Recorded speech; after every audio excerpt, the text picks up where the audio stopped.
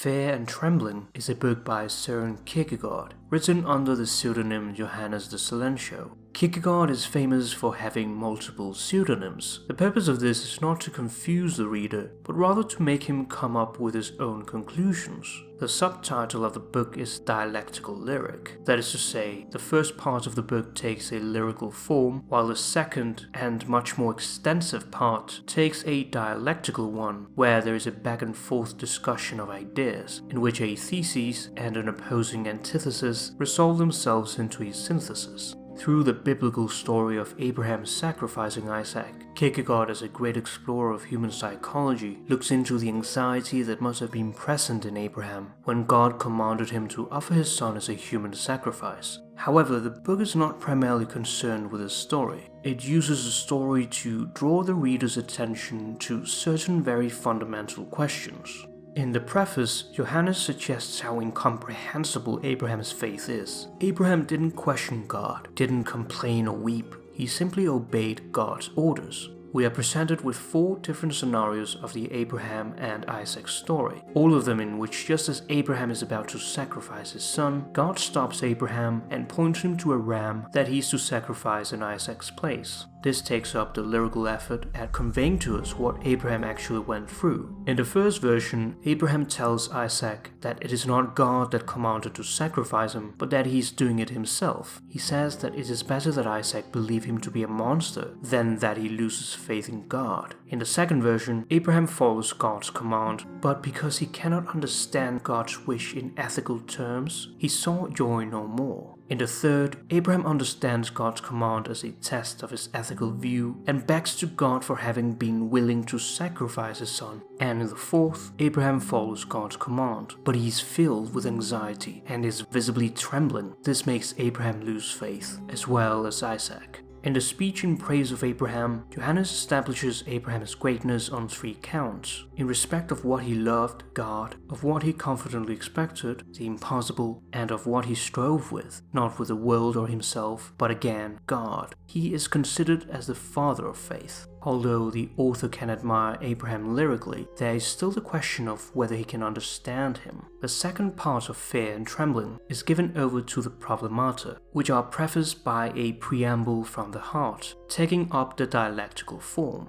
Kierkegaard coined the term angst to refer to the dizzying awareness of one's freedom of choice. It is the anxiety of freedom when considering infinite possibilities and the immense responsibility of being able to choose. This proved to be very influential in existentialism. Abraham feels anxiety as the result of the ethical obligation he had to his son. The ethical expression of his behavior is that he tried to murder Isaac, while the religious expression is that he tried to sacrifice Isaac, believing that God will give him back. Abraham has faith by virtue of the absurd. There is no room for human calculation in Abraham's faith, or in God's behavior. Kierkegaard believes that there are 3 stages on life's way: the aesthetic, the ethical, and the religious. The aesthetic stage, or the personal self, is the lowest of the 3 and is primarily concerned with individual sensory experience. This is easily attainable and requires no sacrifice. The ethical stage, or the civic self, is the expression of the universal. The individual resigns his actions for the well-being of society as a whole. This is represented by Hegel, who considered the ethical life as the highest manifestation of what he called absolute mind, the embodiment of the universal truth. For Kierkegaard, however, the religious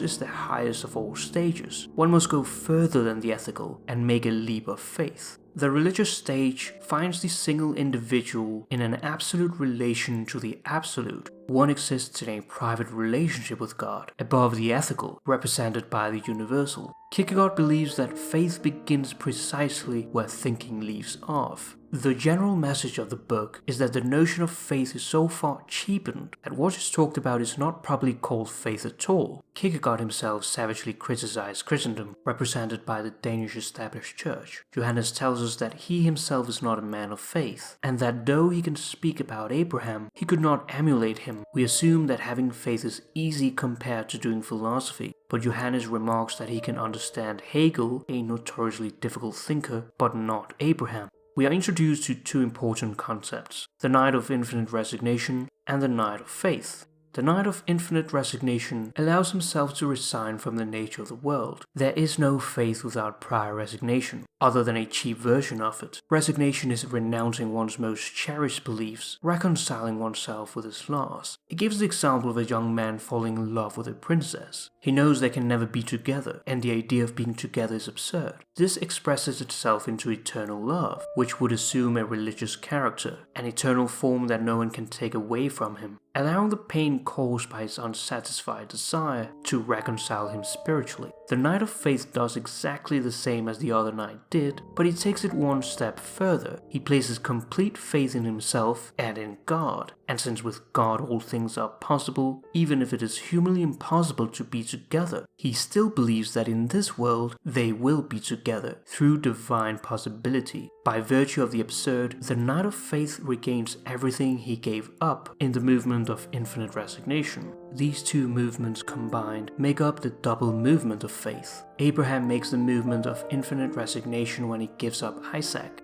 and the movement of faith when he regains him once again. He comes back to his original position and therefore received Isaac more joyfully than the first time. Thus, Abraham becomes a knight of faith. By renouncing everything, he receives everything. Johannes remarks that he has never seen a knight of faith in his life, but that one would detect nothing of the superiority of him. While he makes the movement of infinity at every step, one could simply not distinguish him from any ordinary person. He compares the Knight of Infinite Resignation to a ballet dancer. While he leaps beautifully, he lands awkwardly. Only the Knight of Faith can make a leap and land on the ground perfectly. This is represented in his every step. He delights in everything. He is over and beyond human powers. He is a marvel.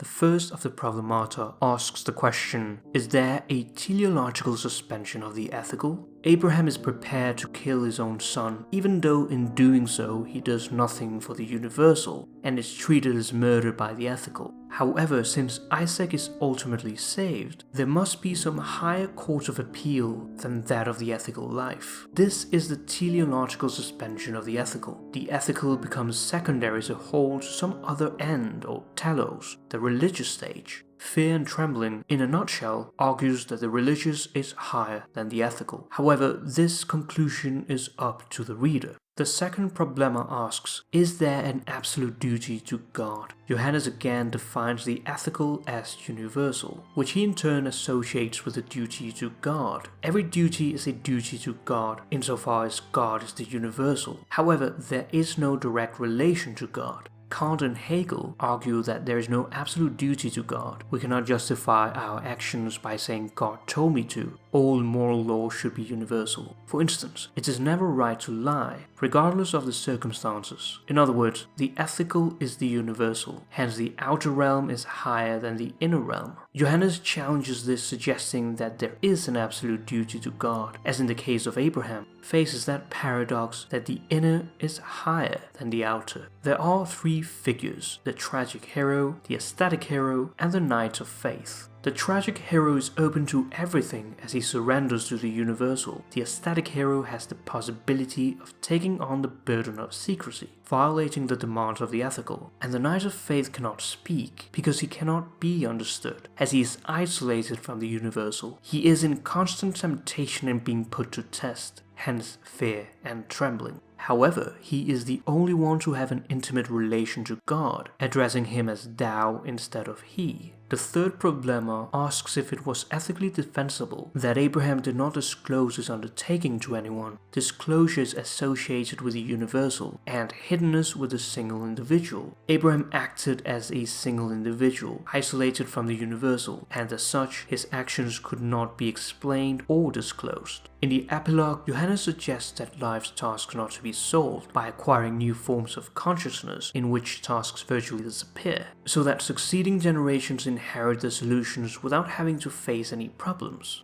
Faith requires passion, and passion is not something we can learn. We have to experience it ourselves. The highest passion of all is faith, and with regard to faith, we all begin at the same place, and no one can go further than faith. He who loved himself became great in himself, and he who loved others became great through his devotion. But he who loved God became greater than all.